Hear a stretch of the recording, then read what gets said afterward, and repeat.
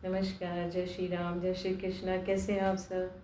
तो अभी मैंने अपनी एक पिछली वीडियो में ये बताया था कि हम आरती क्यों करते हैं, ईश्वर की आरती क्यों करते हैं। और आज हम बात करेंगे कि ईश्वर की आरती के थाल को किस तरह घुमाना चाहिए, जिसमें हम दीपक रखते हैं या पूजा की सामग्री रखते हैं। उसमें विशेषता जो महत्व होता है वो दीपक के लौ का, दिए का होता है। तो उसको किस तरह घुमाना चाहिए। तो आरती के थाल को जब हम घुमाते हैं तो उसका अर्थ है कि हम अपने आराध्य के दिए की लौ के माध्यम से हम अपने आराध्य को प्रकाशित करके उसके सुंदर स्वरूप के दर्शन कर रहे हैं। आरती के थाल को ओम के आकार में घुमाना चाहिए। जो दिया है हमारे यहाँ आरती का थाल दिया भी है तो उसको ओम के आकार में घुमाना चाहिए। ओम के आकार में क्यों? क्योंकि ओम का अर्थ है अ, उ और म। अ से ब्रह्मा, उ से विष्णु और म से महेश। यानी ब्रह्मा सृष्टिकर्ता, विष्णु पालन करता और महेश संहारक। तो जब हम ओम के आकार में घुमाते हैं आरती को तो हम अपने तीनों लोकों के तीनों स्वामियों की आरती उतारते हैं। आरती को हमेशा दक्षिणावर्त घुमाइए, यानी राइट हैंड से, दाहिने से बाहिनी ओर ले जाना चाहिए। इस साइड से नहीं, दाहिने से बाएं, दक्षिणावर्त यानी क्लॉकवाइज। उसको इस तरह से घुमाना चाहिए। आरती हमेशा खड़े होकर करिए, क्योंकि खड़े होना सम्मान देने का प्रतीक है। आप किसी के सामने खड़े हो जाते हैं, बैठे हैं तो खड़े हो जाते हैं। क्यों खड़े होते हैं? क्योंकि आप उसके प्रति अपना आदर सम्मान भाव प्रकट कर रहे हैं। तो ईश्वर के प्रति अपना आदर, अपना सम्मान प्रकट करने के लिए हमें आरती खड़े होकर करनी चाहिए। आरती के थाल को हमेशा दोनों हाथों से पकड़िए। सबसे महत्वपूर्ण बात है कि आरती गाइए।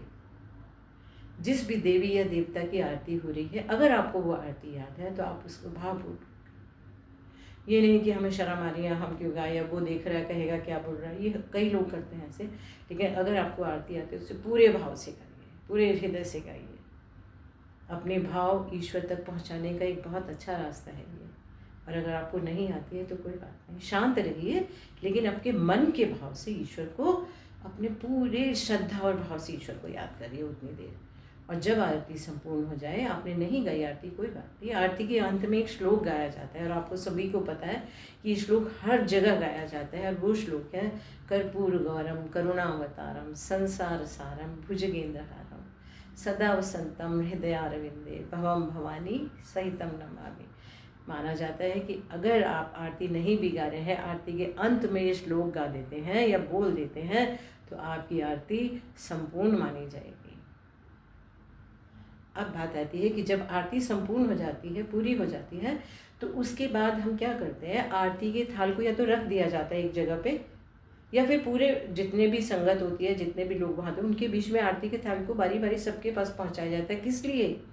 सब लोग उस आरती की लौ के ऊपर ऐसे हाथ घुमाकर अपना शिरोधार्य करते हैं, कंधों पर, शरीर के सभी अंगों पर लगाते हैं। इसके पीछे क्या कारण है? इसके पीछे ये कारण है कि जब हम आरती करते हैं तो दिए की लौ के माध्यम से, उस अग्नि के माध्यम से हम ईश्वर की सकारात्मक शक्तियों को एक जगह एकत्रित करते हैं। और वो जब शक्तियाँ एक जगह एकत्रित हो जाती है तो जब हम ऐसे घुमा के हाथ अपने ऊपर लगाते हैं तो उन शक्तियों को हम अपने शरीर पर धारण करते हैं।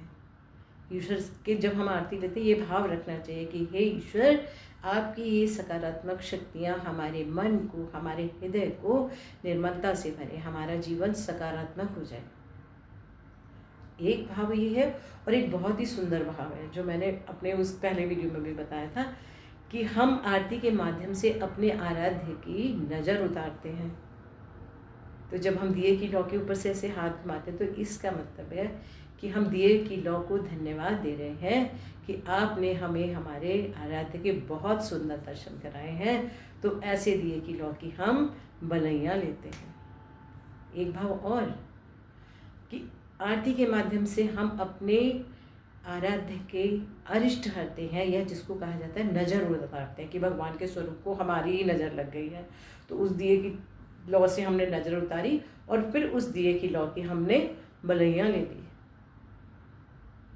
एक बात और, आरती के जो दिए की लौ होती है उसने हमारे ईश्वर के, हमारे आराध्य के जो सुंदर दर्शन हमें कराए हैं, उसके लिए धन्यवाद करते हुए हम उस आरती की लौ को अपने सिर पर धारण करते हैं, उसको शिरोधार्य करते हैं, अपना धन्यवाद प्रकट करते हैं दिए की लौ को।